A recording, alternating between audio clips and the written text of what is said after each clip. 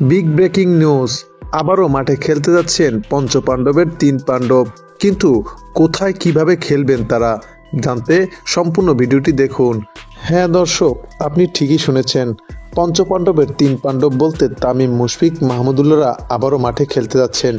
সেটা হচ্ছে বাংলাদেশ ন্যাশনাল লিগের টি-20 ফরম্যাটে।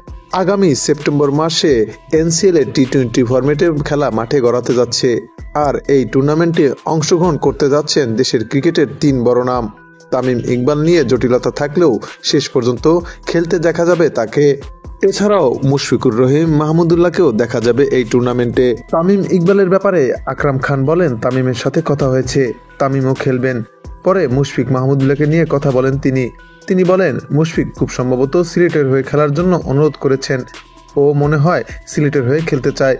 রিয়াদ সম্পর্কে আমাকে কিছু বলেনি, মানে নির্বাচকদের বলেনি, কিন্তু সম্ভবত ও খেলবে এবং তার খেলা উচিত।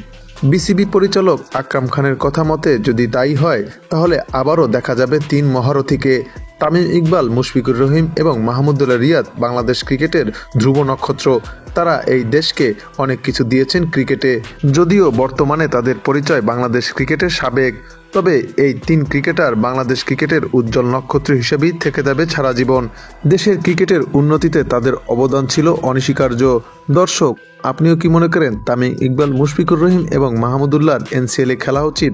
তাহলে তা আপনারা জানাতে পারেন আমাদের এই চ্যানেলের কমেন্টস বক্সের মাধ্যমে।